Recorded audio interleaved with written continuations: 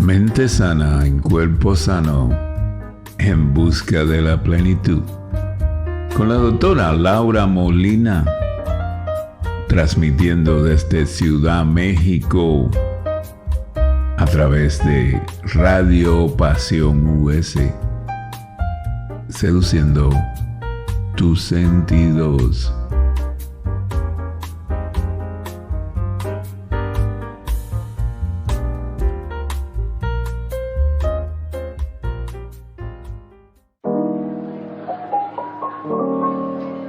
El café de los miércoles con Tina y Lola.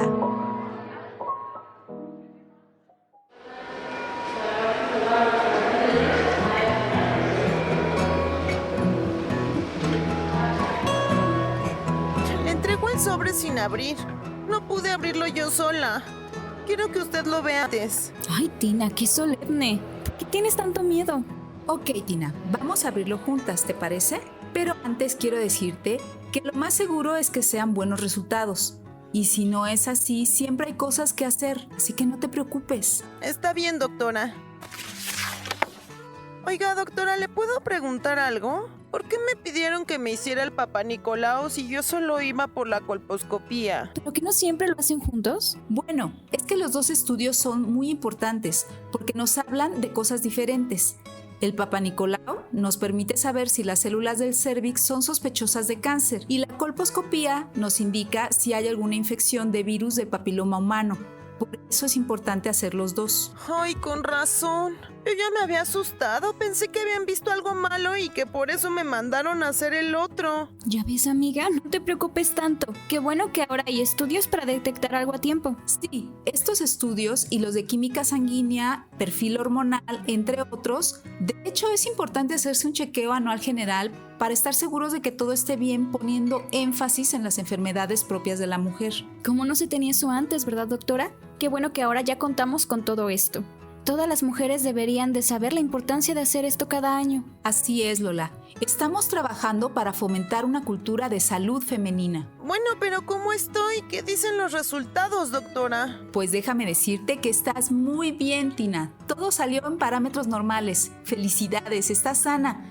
Ahora solo nos hace falta recibir tus resultados de sangre y de orina. ¿Y la densitometría ósea? Sí, Tina, muy bien. ¿Pero para qué necesitas tantos estudios, Tina? Para asegurarme que estoy bien. ¿Que no has aprendido nada? Sí, Lola. Es muy importante hacer todos los estudios tomando en cuenta que así detectamos el riesgo de alguna de las 5 enfermedades más comunes en las mujeres en México. El cáncer de mama, el cáncer cervicouterino o la osteoporosis.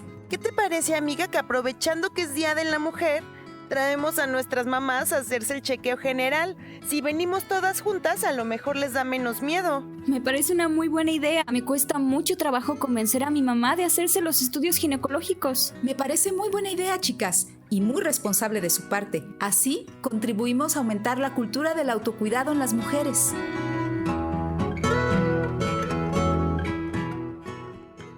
Hola amigos, muy buenas tardes, soy la doctora Laura Molina y les doy la bienvenida a su programa Mente Sana en Cuerpo Sano en Busca de la Plenitud, un programa de Radio Pasión US Seduciendo tus Sentidos dedicado a la nueva visión de la salud integral. Recuerden que el programa se transmite los miércoles a las 6 de la tarde y se retransmite los lunes a las 10 de la mañana, y para todos ustedes que no pueden escucharnos en esos horarios, pues nos encuentran en el canal de YouTube de Radio Pasión US, donde tenemos todos los programas que ya hemos hecho, que ya son más de 35 programas aproximadamente, y los programas de todos mis compañeros locutores de la estación, que todos aportan muchísimo valor a nuestra vida. Así que los invito a que nos acompañen en el canal de YouTube de Radio Pasión US. Y bueno, este programa es un programa muy importante porque vamos a hablar de un tema trascendental que creo que es de verdad pues muy importante que lo tengamos en cuenta las mujeres y todos en general, porque todos tenemos una mujer importante en nuestra vida. Puede ser nuestra mamá, puede ser alguna hermana, puede ser nuestra esposa, nuestra pareja, nuestra hija, gente que queremos que esté bien, gente que queremos que se cuide. Y bueno, hoy que estamos tan cercanos del Día Internacional de la Mujer, pues quise dedicar el programa para hablar de las 3 enfermedades más comunes en las mujeres, que básicamente el objetivo, la importancia de lo que vamos a hablar hoy es la prevención. Pero antes de entrar de lleno a esta parte médica que vamos a dedicar con todo el amor del mundo ahora sí que al mundo femenino, a la parte femenina de este planeta, y también, como les decía, a los caballeros, ojalá que les interese y lo escuchen con atención, porque tienen a mujeres alrededor de ustedes y es importante, pues primero que nos conozcan un poquito más y que de alguna manera se pueden orientar y apoyar a las mujeres que están junto a ustedes, pues será excelente. Pero hoy, por la conmemoración del Día Internacional de la Mujer, pues me gustaría hablar un poquito de esto. No quiero dejar pasar el día porque de verdad es muy, muy importante. Es un movimiento social que lleva años gestándose a nivel mundial y pues sigue siendo necesario hablar de esto, sigue siendo vigente. Ojalá que llegue un día en que ya no sea Día Internacional de la Mujer, y eso querrá decir que ya todo está saldado, ¿no? Que ya todas las deudas sociales, que ya todas las injusticias habrán cesado y entonces no habrá Día Internacional de nada, porque todo será en la medida justa, ¿no? Y eso será excelente, me encantará poder verlo algún día. Pero hoy seguimos conmemorando este día por situaciones muy particulares y situaciones muy importantes. Resulta que el Día Internacional de la Mujer empezó históricamente el 8 de marzo, dada a protestas o varias protestas que se empezaron a hacer con las mujeres trabajadoras que buscaban mejores condiciones laborales y menos horas de trabajo y un mejor salario en distintas partes del mundo. La primera fue documentada, la tenemos en Nueva York en 1857, y a partir de este momento inició fuertemente la lucha de las mujeres para alcanzar el derecho al voto en distintas partes del mundo. A lo largo de todo el siglo XX, muchas mujeres se manifestaron en conjunto para exigir el sufragio femenino y unas más tardes que otras lo fueron consiguiendo. El primer país en proclamar el voto de la mujer fue en Nueva Zelanda en el año de 1893, y en Estados Unidos e Inglaterra pues tardó, ¿no? Incluso en nuestro país pues tardó muchísimo más. En México lo logramos implementar en 1953, 60 años después de Nueva Zelanda, y pues no podemos todavía cantar victoria, ¿no? Al día de hoy seguimos viviendo desigualdades a nivel laboral, a nivel social, económico, familiar, y bueno, es importante verlo, es importante decirlo, es importante hablar de ello, es importante reflexionarlo y sobre todo pues es importante buscar soluciones en conjunto, porque no es con esto no queremos decir que la mujer sea más y merezca más. Lo que queremos decir es que las mujeres y los hombres somos iguales, las mujeres y los hombres somos seres humanos y merecemos y tenemos derecho a desarrollarnos, a expresarnos, a vivir y a poder disfrutar de cosas equitativas y tener esta igualdad, ¿no? de derechos y ser compañeros y ser equipo más que pues dividirnos, ¿no? Entonces, bueno, esa es la intención, no dejar pasar este día tan importante.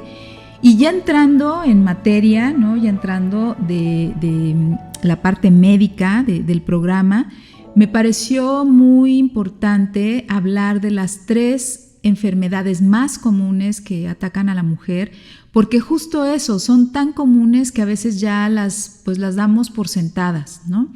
Y a veces minimizamos cosas que si las vamos dejando crecer, pues al rato pueden ser enfermedades muy graves y pueden incluso llevar hasta la muerte o a la discapacidad y obviamente a una desintegración familiar y pues social, ¿no? Al final de cuentas de todos, ¿no? Todos estamos implicados, todos tenemos que estar, digamos que en conocimiento y en acción, en prevención de estas situaciones.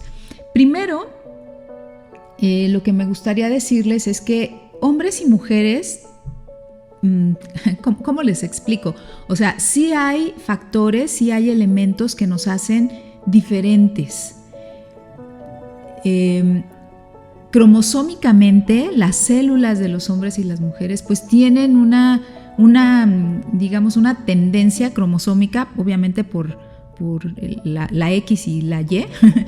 Cromosómicamente somos diferentes hormonalmente, aunque sabemos que hombres y mujeres tenemos testosterona y andrógenos y estrógenos y generamos oxitocina los dos, pero se generan en momentos diferentes, en cantidades diferentes, en situaciones diferentes y para cosas diferentes, ¿no? Entonces, sí hay una diferencia fisiológica. Obviamente, la masa muscular es diferente, la fuerza física es diferente, la masa grasa también, la distribución de la grasa en el cuerpo es diferente, los factores, obviamente, si hablamos ya en la parte de los factores biológicos y socioculturales, pues también, ¿no? Lo hemos dicho al principio del programa, pues nos han dividido, ¿no? Y la cuestión económica y cultural, incluso religiosa, pues nos ha encasillado en situaciones diferentes que al final hacen que nos comportemos, que pensemos, que actuemos de manera diferente. Pero en cuestión médica, en cuestión de las enfermedades, pues hay enfermedades que son más comunes en hombres y otras que son más comunes en mujeres. Hoy les voy a hablar de una enfermedad que es muy común en las mujeres cuando ya estamos en la época de la menopausia, o sea, cuando ya las hormonas femeninas disminuyeron de cantidad.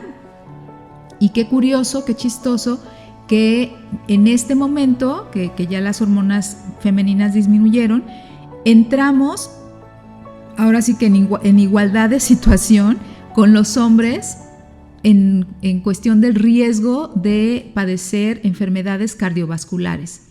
Y actualmente en las estadísticas, en este sector femenino, que es el sector después del cese de la menstruación, que ya es la menopausia, el primer lugar en las enfermedades y obviamente también en las muertes de las mujeres son enfermedades cardiovasculares. El factor protector para la mujer hasta antes de la menopausia son las hormonas que secretan los ovarios. Cuando los ovarios ya no secretan estas hormonas, como les decía, cesa esta protección y entonces el riesgo se eleva muchísimo y llegamos al mismo riesgo que los hombres para padecer enfermedades cardiovasculares. Y ahí es donde es muy importante ver todos los otros factores, factores de riesgo que pueden desencadenar y pueden llevar a una mujer a tener un problema cardiovascular, porque esos son los que al final de cuentas determinan, ¿no? que sí lleguemos a eso. ¿Cuáles son estos factores? Pues son el tabaquismo, el sedentarismo, la obesidad, la diabetes, la hipertensión, que ya hemos hablado un montón de estos, pero los vamos a tener que seguir tocando y tocando hasta que entendamos. Tenemos que hablarlo y tenemos que dimensionarlo y no dejarlo pasar, porque cada uno de ellos, que los vamos a abordar un poquito con más calma al ratito, cada uno de ellos aporta su granito o su granote de arena para poder llegar a un diagnóstico de enfermedad cardiovascular. De las enfermedades más, digamos, la primaria, o sea, la que origina la otra vamos a hablar primero de la arteriosclerosis. La arteriosclerosis es la causa de la cardiopatía isquémica. Entonces vamos a entender qué es la arteriosclerosis. Para empezar, hay que hablar de esta patología, que es una inflamación crónica de las arterias. Imagínense que la arteria es como un tubo, una manguera, y que esta manguera está conformada por 3 capas. Una capa interna, o sea, la que está en el centro, que imagínense que es como un papel tapiz. Después viene otra capa, que es la capa gruesa, que es la capa de músculo, que le da la consistencia a esta manguera. Y la tercera capa es un recubrimiento, es como un papelito celofán, por así decirlo. Entonces son 3 capas. En la arterioesclerosis, la capa que se inflama es la capa interna, la capa del papel tapiz. Y esta inflamación va provocando endurecimiento de la arteria y se va pegando, se va, depositando el colesterol de la sangre. Entonces, arterioesclerosis, la palabra se divide en arterio, de arteria, y esclerosis, de endurecimiento. Entonces es un endurecimiento de la arteria y se van haciendo depósitos de colesterol. Estos depósitos es como el cochambre en la cocina. Empieza siendo una capita muy delgada, pero si no la limpiamos, pues se va haciendo cada vez más gruesa, más espesa. Empiezan a formarse grumos y acúmulos y de repente son como pequeños, como pedúnculos, ¿no? Como brotecitos que si se desprenden en la arteria, a nivel del cuerpo, si se desprenden por el paso de la sangre, porque acuérdense que la sangre pasa como flujo, como río.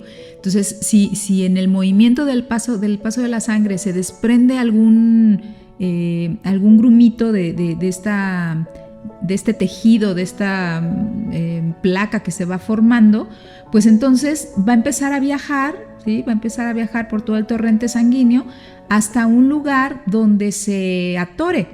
A este pedacito se le llama trombo.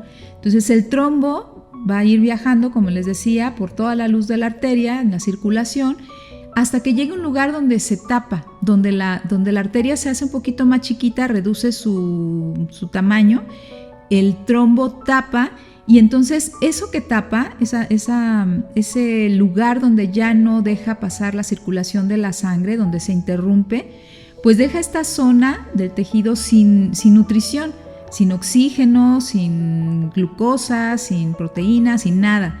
A esto se le llama isquemia o infarto. Esa zona se infarta, esa zona se muere, ya no tiene nutrición, ya no tiene oxígeno.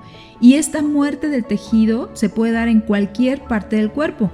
Generalmente lo más desafortunado y que lo hemos escuchado mucho, pues es el infarto en el miocardio, en el corazón.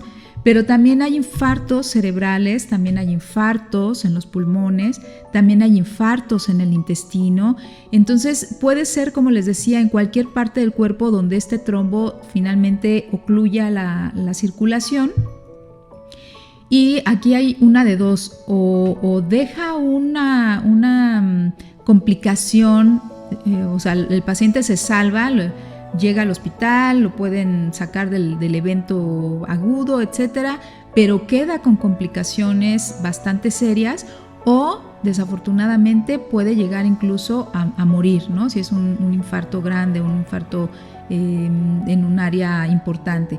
Entonces, fíjense cómo de algo que pudiera ser tan banal como decir, bueno, pues tengo colesterol alto, ¿no? Ya la gente lo toma como una moda, ¿no? ¿Quién no tiene el colesterol alto? Bueno, pues eso, el colesterol alto puede llegar a generar factores importantes para desencadenar una cardiopatía isquémica. Tengo hipertensión, tengo obesidad. Pues es que no me da tiempo de hacer ejercicio. Y la alimentación, terrible, ¿no? Bueno, pues todo eso, si lo vamos uniendo y los vamos como les digo, ¿no? Son granitos que vamos poniendo en un jarrito hasta que se llena y bueno, cuando se llena desafortunadamente pues puede dar este tipo de problemas tan importantes. Y aparte las mujeres tienen dos factores de riesgo todavía, aparte de la diabetes, el tabaquismo, el sedentarismo, etcétera, que son la depresión y el estrés. Estos dos elementos que son más bien del ámbito de las emociones, ¿no? de la parte psicológica, afectan muchísimo o incrementan el riesgo de padecer un evento de problema isquémico. Entonces, no es echar en saco roto todo lo que hemos estado hablando. En el programa ya hicimos, en Mente Sana, en Cuerpo Sano, ya hicimos el programa de depresión que pasó hace poquito. Si no lo han tenido oportunidad de escuchar, pues pueden ir a Radio Pasión US en su plataforma de YouTube para poderlo recuperar y escucharlo con calma.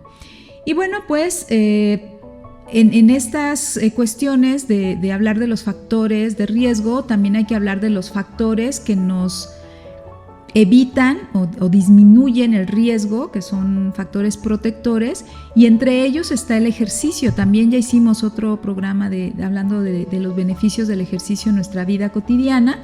Y bueno, el ejercicio se sabe por investigaciones muy serias que disminuye el riesgo de tener enfermedades en el corazón para todos, pero bueno, ahorita estamos hablando específicamente de las mujeres. Las recomendaciones de las guías de práctica clínica sugieren que por lo menos hagamos 150 minutos a la semana, que por lo menos son 30 minutos. Puede ser de un ejercicio cardiovascular leve, moderado, y cuando es intenso que sean en intervalos pequeños, ¿no? Con que ustedes salgan a caminar 30 minutos en un paso rápido, y si hacen ya ejercicio con un poquito más de intensidad, pues dividirlo, ¿no? A veces no tenemos tiempo, incluso hay gente que dice, es que yo no tengo ni 30 minutos juntos. Bueno, pues hagan 10 en la mañana, 10 a mediodía y 10 en la noche. La cosa es que junten sus 30 minutos. Y también hay gente que de plano no puede, entonces hay que hacer como plan B, ¿no? Suban, bajen escaleras, no utilicen el ascensor, en vez de irse en carro a comprar algo que no esté tan lejos, váyanse caminando, utilicen bicicletas si es que tienen, pueden incluso hasta hacer ejercicio mientras están viendo la tele, o tratar de incluir el ejercicio y la actividad física en su vida cotidiana de cualquier manera, pero incluirlo porque sí es un factor de protector. El otro factor pues es cuidar nuestro peso.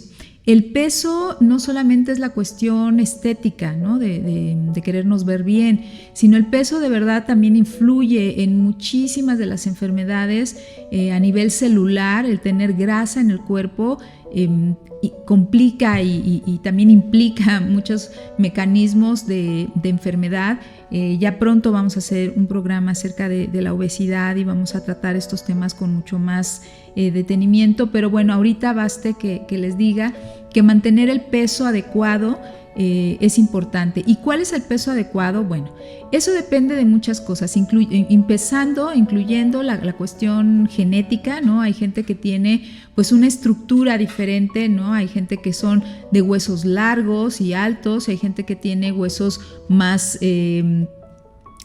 gruesos y son de estatura más baja. Entonces dependerá de muchas cosas, de tu estatura, de la complexión, incluso hasta del ritmo de vida que lleves. Entonces es importante que sea tu médico o tu nutriólogo quien te determine exactamente cuál es el peso ideal donde tú estés sano, más que estés con unas medidas X, que estés sano. Eso es lo más importante. La segunda enfermedad que quiero hablar con ustedes, que es muy, muy, muy, muy importante, es desafortunadamente el cáncer de mama.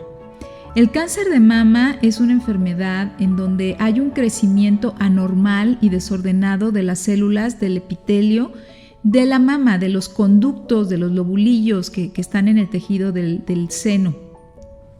Y estas células, cuando ya pierden el control y se vuelven todas locas, pues tienen capacidad de irse hacia otras partes del cuerpo, diseminarse, es lo que le llaman la metástasis, se va hacia otras partes del cuerpo y pues tiene capacidad destructora, ¿no? Y cuando no lo detectamos a tiempo, pues justo eso, ¿no? Se va hacia otros lugares y pues ya a veces cuando se hace el diagnóstico ya está muy avanzado. Entonces por eso es muy, muy, muy, muy importante detenerlo. Actualmente, cuando se hace una detección temprana, pues ya se puede dar un tratamiento adecuado, ¿no? Ahora, afortunadamente, ya no es sinónimo de muerte, ¿no? Llegó un momento al principio que no tenían ni los tratamientos ni los diagnósticos tan actualizados como ahora. Entonces hay que aprovecharlo, es cuestión de estar siempre en cuestión preventiva, ¿no? En modo preventivo. Y hay que hablar otra vez de los factores de riesgos asociados, porque sí es muy importante. El primer factor de riesgo es tener una historia familiar de cáncer de mama, ¿sí?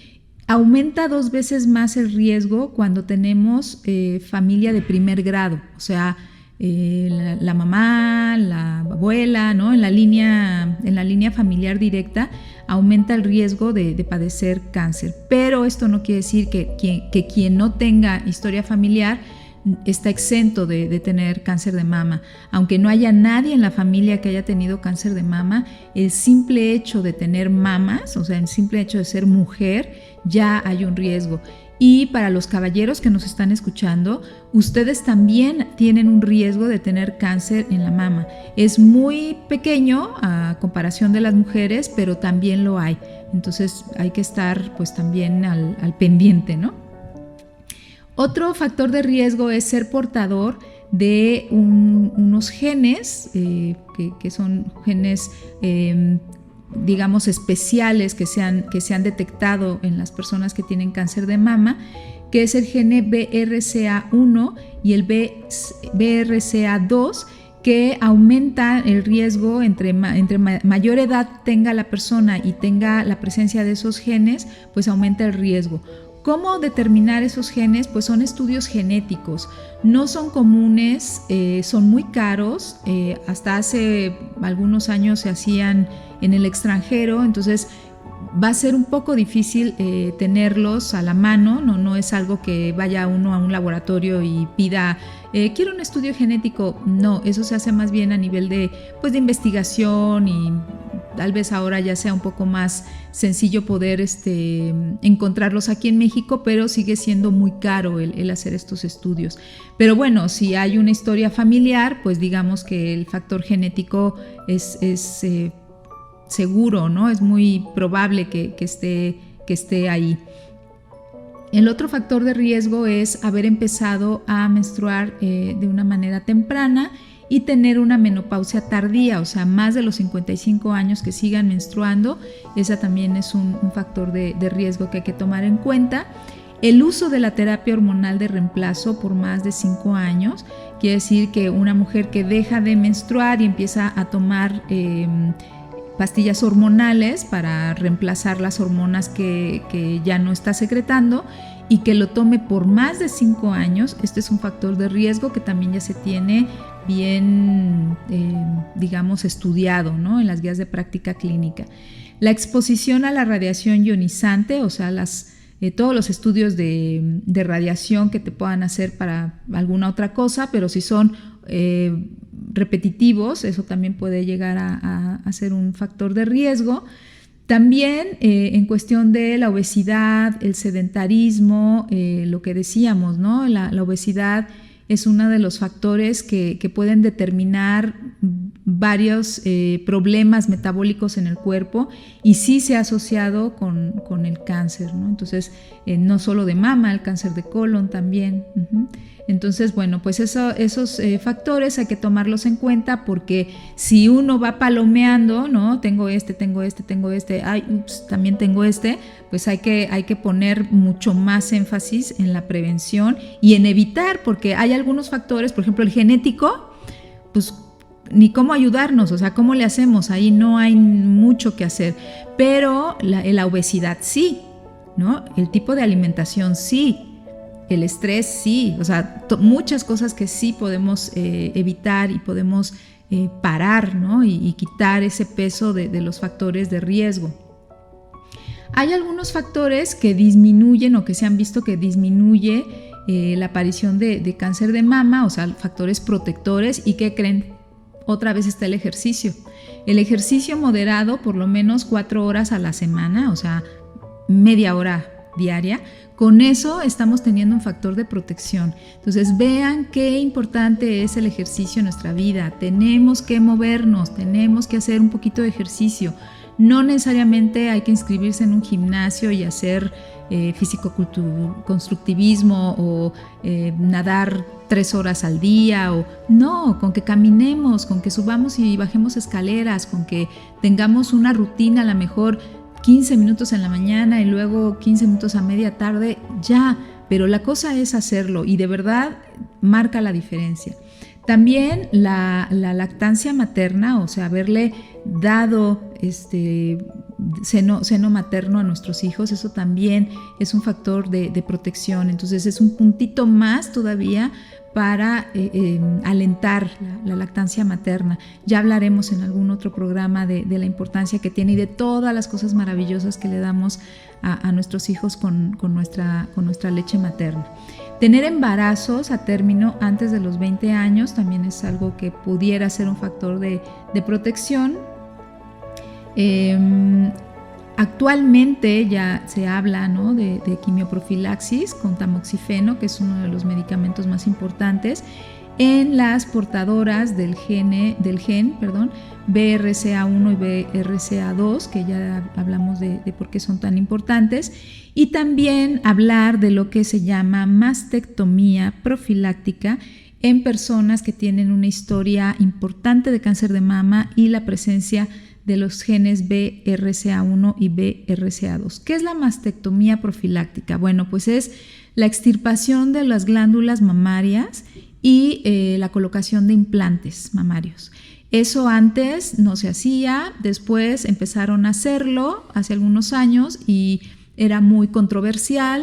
De hecho, hubo algunos casos incluso de artistas, ¿no?, reconocidos, sobre todo en Estados Unidos, quienes empezaron a hacerlo, y bueno, fue un escándalo.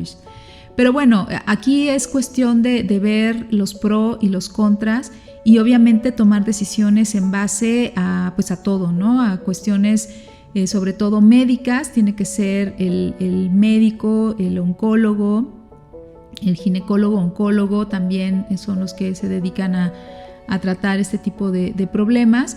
Y pues la consejería genética también es algo que pudieran tomar en cuenta para estas decisiones tan importantes en la vida de una mujer.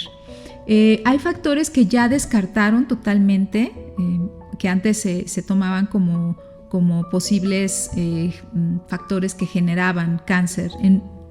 Estoy hablando del cáncer de mama en la mujer, quiero acotarlo muy bien, porque uno de los factores que ya descartaron, según la guía de práctica clínica que está actualizada, es el tabaquismo, el aborto y el uso de anticonceptivos hormonales y la exposición a algunos insecticidas. Esto lo han valorado después de estudios clínicos de mucha cantidad de mujeres en muchos lugares del mundo, ¿sí?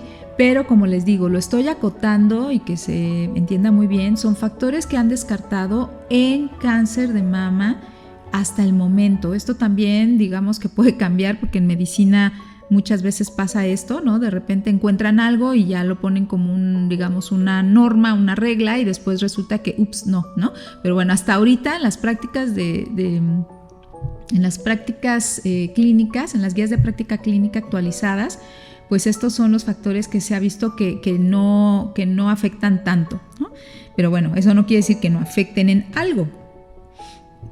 ¿Cómo se hace el diagnóstico? Primero, como todo, es la historia clínica. La historia clínica es muy importante, hablar ahora sí que con la paciente, con la mujer, conocer su vida, y no es por chisme, es conocer su vida, las enfermedades en su familia, las tendencias, como dicen en homeopatía, la tendencia mórbida, ¿no?, de esta rama familiar, incluso en ellas, ¿no?, qué enfermedades han padecido, etcétera, etcétera. Por supuesto, la exploración física, el médico tendrá que mandarle a hacer estudios, que vamos a hablar un poquito más adelante, de la mastografía, el ultrasonido mamario, para poder corroborar, ¿no?, y comparar o ver la parte clínica, lo que está, la historia de esta mujer con las imágenes que me está mostrando y la palpación, ¿no?, el estudio de la mama, la exploración. Y aquí también quiero darle un espacio importante, hablar de la autoexploración de la mama, que tenemos que hacer todas las mujeres. Se recomienda que sean 5 días después de haber terminado el periodo menstrual, después de haber terminado de sangrar, hay que hacer este estudio, muy importante para poder detectar si vemos algo raro. Ahora sí que desde la vista, desde conocernos, desde vernos al espejo, sin ropa, y ver cómo son nuestras glándulas mamarias, el color, la textura, todo. Es importante que nos conozcamos, que nos tocamos, que sintamos la grumosidad que tiene o no la glándula, porque si nos conocemos en el momento que sintamos algo diferente, algo raro, pues ese es el primer, digamos, luz de alarma, ¿no? Y obviamente no solo hacerlo de vez en cuando, ¿no? Estarlo haciendo constantemente y también hacer nuestros estudios de mastografía a partir de los 40 años, todos los años. Es muy importante. Y este estudio, ¿no? de la mastografía es clave para poder hacer ya un diagnóstico. No sé si ustedes, amigas, hayan leído los resultados de la mastografía. Siempre dan los resultados en una clasificación. La clasificación internacional llamada BRADS, que es Breast Reporting and Data System, nos clasifica la enfermedad o el estadio de la enfermedad del cáncer de mama. Va desde el 0 hasta el 6.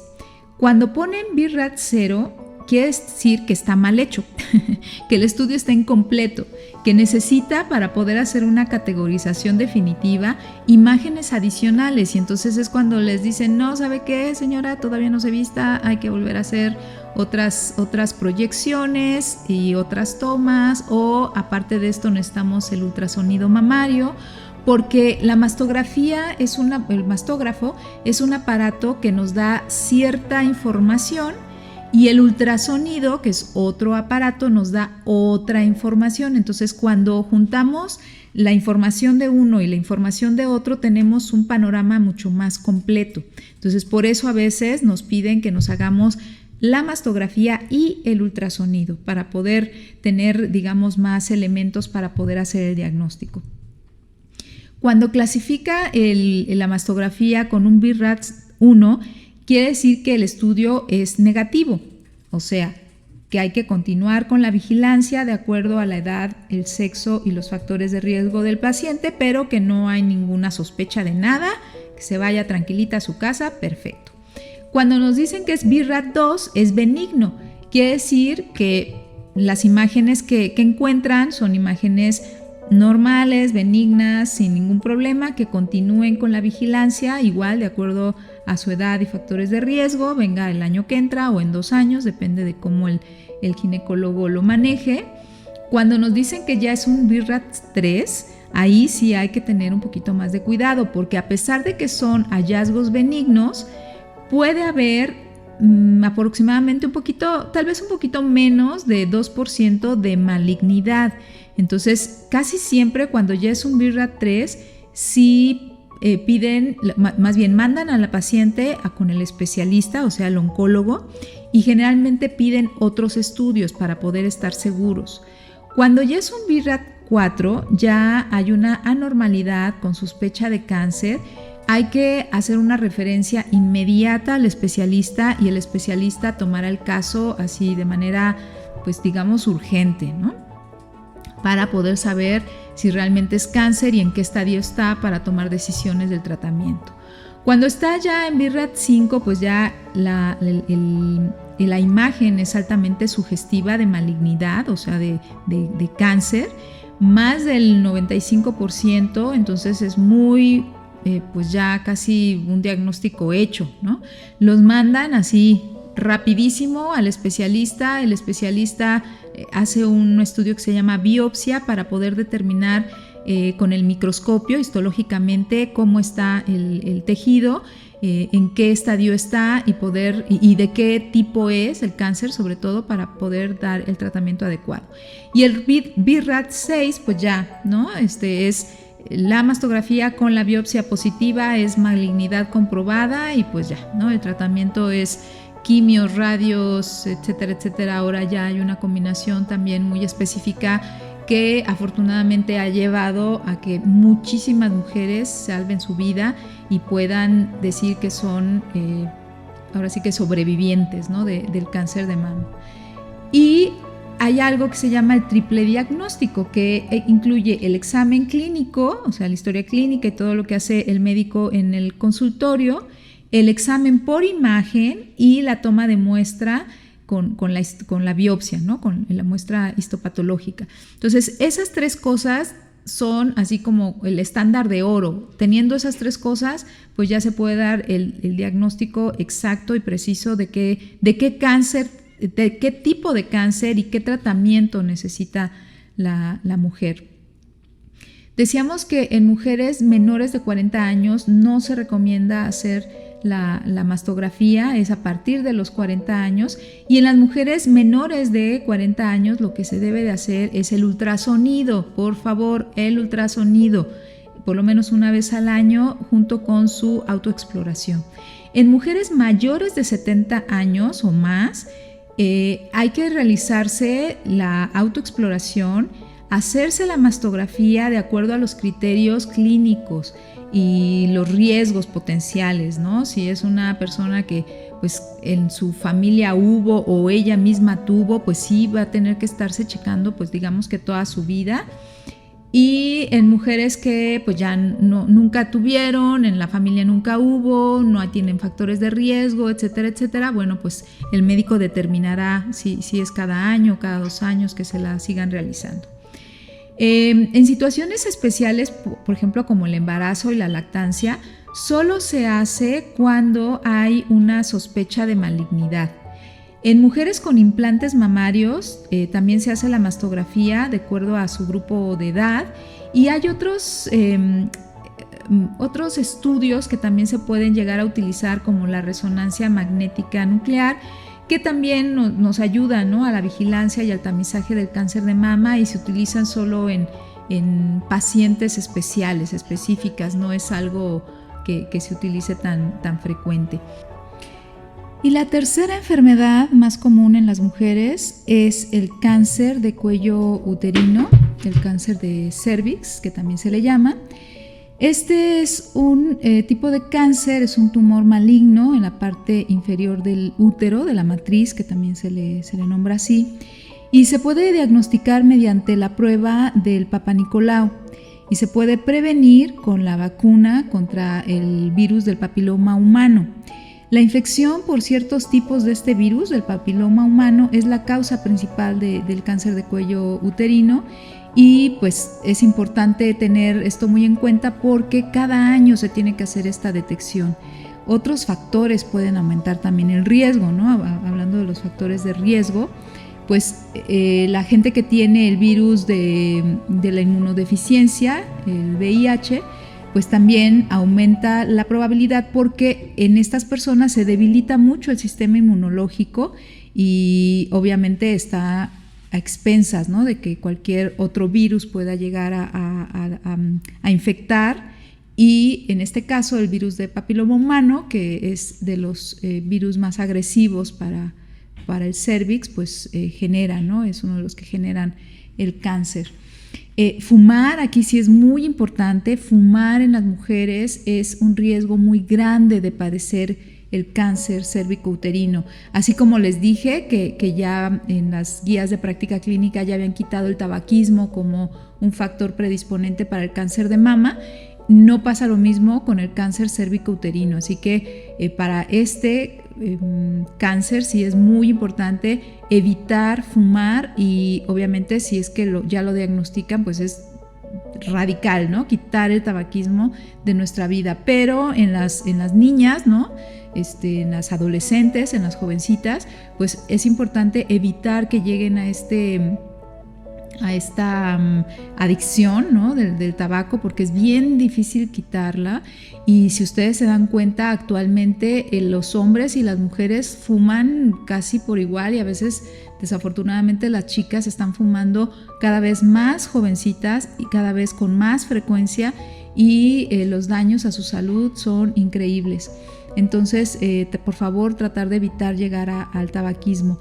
Tomar pastillas anticonceptivas durante mucho tiempo, más de 5 años, también se ha visto que tiene una relevancia en el índice de la incidencia del cáncer cervicouterino. Entonces, también, ¿no? Tratar de evitar pasar este límite, ¿no? De tiempos, más de 5 años, ya hay un riesgo cada vez mayor. Haber dado a luz a 3 bebés o más, o sea, entre más hijos tengan, mayor hay probabilidad de tener cáncer cervicouterino, y tener varias parejas sexuales sin protección, ¿no? Aquí es muy importante hablar del condón y del condón femenino y de la protección y de los exámenes que hay que hacerse cada año para estar checando, ¿no? Y las niñas, pues la vacunación.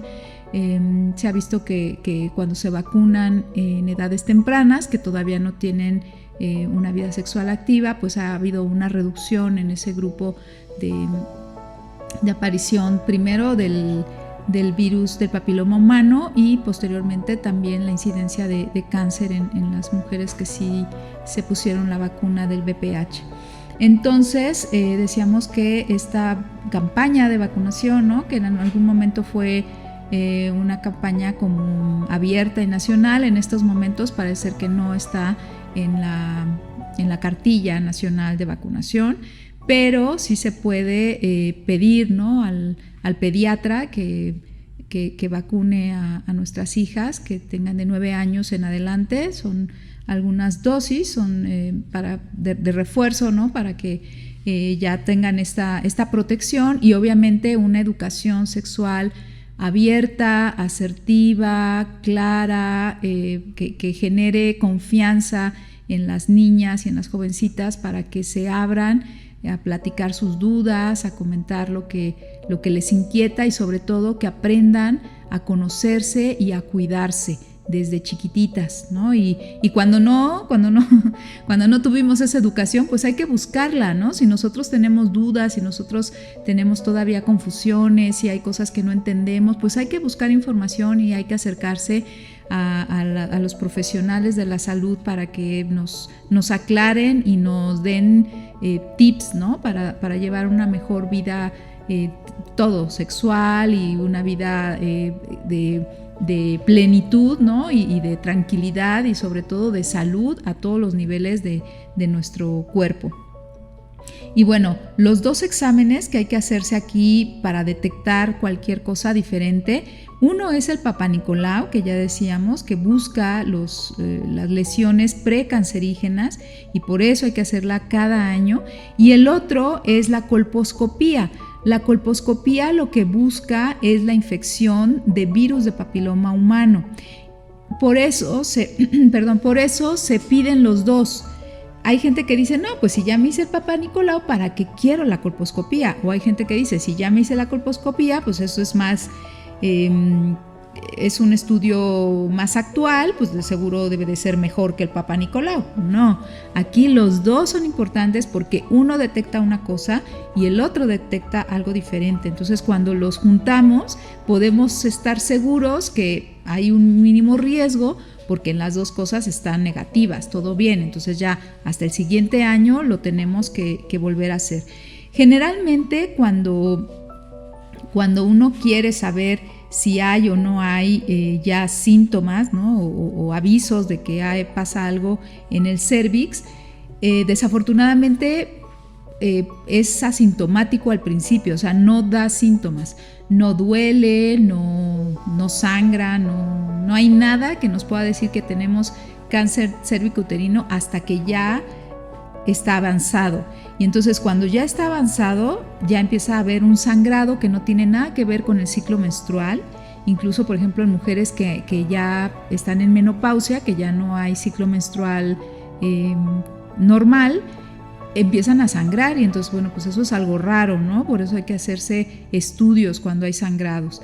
También puede haber un tipo de secreciones también inadecuadas, que no son normales. También puede haber dolor, ¿no? Cuando ya el cáncer está avanzando. Puede haber incluso hasta prolapso del cervix, o sea, se empieza a salir, a ver una protuberancia, una bola, un tumor, algo raro que no estaba, ¿no? ¿Por qué está pasando esto? Hay que hacer ultrasonidos, hay que hacer, pues ya hay el Papá Nicolau, etcétera, tacto genital para ver de qué se trata esta abultamiento, bola, tumor, como lo quieran llamar, y muchas veces es cuando ya el cáncer está muy avanzado y pues ya el tratamiento van a ser cirugías radicales, ¿no? Quitando obviamente el tumor, cuando se pueden hacer, porque a veces el cáncer ya está tan avanzado que ya ni siquiera la cirugía tiene caso hacerla, porque al hacer cirugía puedes mandar células hacia otras partes del cuerpo y favorecer la metástasis y la complicación. Entonces no hay que llegar a esos momentos, no hay que dejar que esto avance. La prevención, los estudios de prevención de cáncer de mama y cervicouterino es algo que tienen y tenemos todas las mujeres que hacerlo cada año. Agéndenlo, por favor, así como agendan cosas importantes para ustedes y a veces incluso hasta cosas que no nos dan ganas de hacer, ¿no? Como pagar, no sé, la tenencia o pagar el predial o los impuestos que son a principios de año, pues así, con esa importancia, porque saben que hay una repercusión si no lo hacemos, pues con esa importancia hay que agendar nuestros exámenes anuales, ¿no? Así con esa, darles el lugar que necesitan, que requieren para poder estar tranquilos. Así que pues, como se han dado cuenta, amigos, es un tema muy importante que no hay que dejar de hablar de ello. Muchas veces dicen, bueno, pues ya, ¿no? Tanto han hablado de cáncer y las campañas en contra del cáncer cada año, etcétera, etcétera, pero nunca es por demás. El conocernos, el reconocernos, el cuidarnos, el mantenernos en salud, ¿no? Y como dice el eslogan del programa, en busca de la plenitud en todas las áreas de nuestra vida, pues es importante. Así que estos temas los vamos a seguir retomando con cierta periodicidad porque siempre hay algo nuevo que conocer, ¿no? Entonces, pues, queridos amigos y queridas amigas, hemos llegado al final de este programa. Espero que les haya parecido interesante, que lo compartan, porque entre más gente tenga conocimiento, pues obviamente disminuiremos la ignorancia y disminuiremos el riesgo, ¿no? de la enfermedad y de sufrir a causa de esto. Recuerden, por favor, que nuestra obligación es cuidar de nuestra salud integral y contribuir a que todos los demás también lo hagan. Les envío un gran abrazo, nos vemos en el siguiente capítulo de Mente Sana en Cuerpo Sano. Los invito a visitar el canal de YouTube de Radio Pasión para que encuentren todos los títulos de los programas que Radio Pasión tiene para ustedes. Agradecemos infinitamente a Paula Guzmán y a Ricky Gómez en la producción y dirección de este espacio y sobre todo mil gracias a cada uno de ustedes por acompañarme en este viaje que hacemos juntos en busca de la plenitud.